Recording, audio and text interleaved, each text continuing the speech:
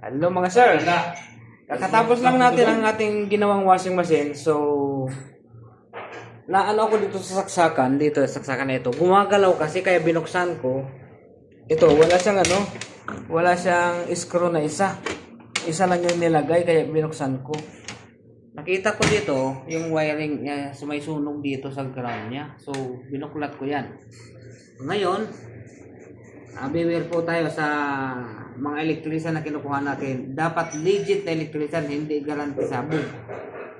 Dapat yung garantisadong electrician, marunong siyang magbasa ng mga code sa ating mga saksakan, yung mga sign ng grounding, yan katulad nito, sign ng groundings yan. So, dito sa kabila, itong power supply dapat dalawa na ito. Ito neutral, ito ang linya. Ang nangyari, lahat ng pwedeng masuksukan ng wire, sinuksukan. Ayan. So maglilikha ito ng kuryente.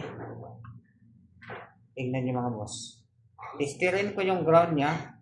Isa dito ang linya, magiging 220 yan. Tingnan natin. Check natin sa volts yung ating diameter. Dito sa line, dito, ayan,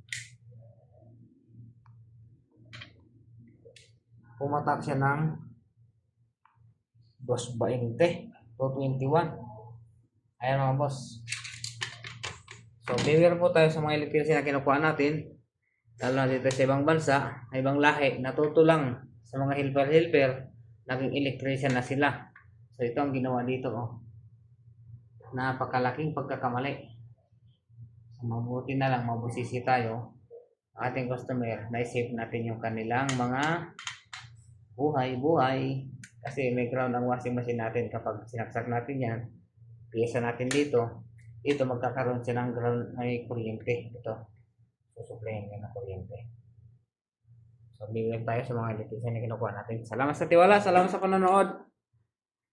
Mag-subscribe kay Panday, mag-follow kay Panday sa Facebook page. Panday the Technician lang. Magtiwala ka lang.